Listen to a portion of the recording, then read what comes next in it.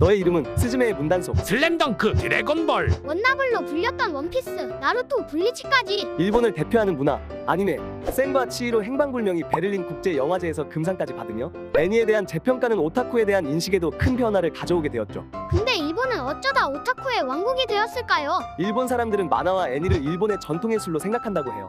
일본에서 실시한 조사에 따르면 무려 40%가 자신이 오타쿠라고 대답했다는데요. 심지어 오타쿠에 대해 호감을 가지고 있는 사람도 60%가 넘었다고 하죠. 이렇게 일본의 대중문화를 생각할 때 오타쿠와 관련된 것을 빼고 이야기할 수 없고, 오타쿠 산업, 오타쿠 문화 같은 용어도 일본을 대표하는 키워드가 되었는데요. 근데 이 오타쿠 어떤 사람을 가리키는 말일까요? 원래 오타쿠의 어원은 중년 여성이 상대를 부를 때 사용하는 가벼운 경칭이라고 해요. 처음 사용한 건 초시공 요새 마크로스라는 SF 애니를 만든 한스텝이 현장에서 서로 오타쿠라 부르고 애니의 등장인물도 서로 오타쿠라고 부르게 설정한 것에서 많이 알려졌다고 해요. 사전적 정의가 제각각이어서 한마디로 정리하긴 어렵지만 현재는 애니나 만화처럼 한 분야에 관심이 많고 깊은 지식과 독특한 취미를 가진 사람을 의미한다고 볼 수 있죠. 하지만 이 오타쿠란 단어가 현재는 넓은 의미로 쓰일지라도 과거에는 굉장히 부정적인 이미지와 사회성이 떨어지는 사람을 뜻하기도 했는데요. 이는 사실 한국뿐 아니라 일본에서도 마찬가지였습니다. 1989년 일본 사회가 발칵 뒤집힙니다. 오타쿠 살인마라 불린 그는 끔찍한 연쇄 살인 사건을 일으켰죠.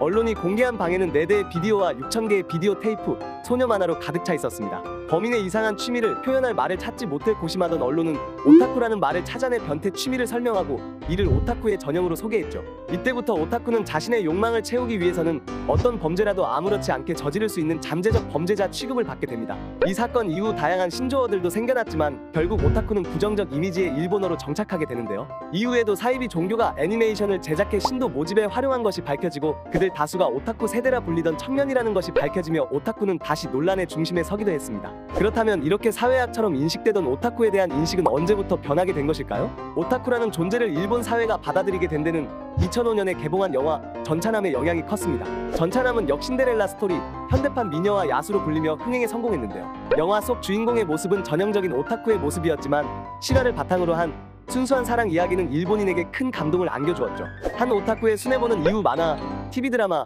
연극까지 제작되며 전국적인 흥행 돌풍을 일으킵니다. 이 영향으로 오타쿠가 아닌 사람도 만화와 애니, 인터넷 게시판 등의 오타쿠 문화에 관심을 보이게 됩니다.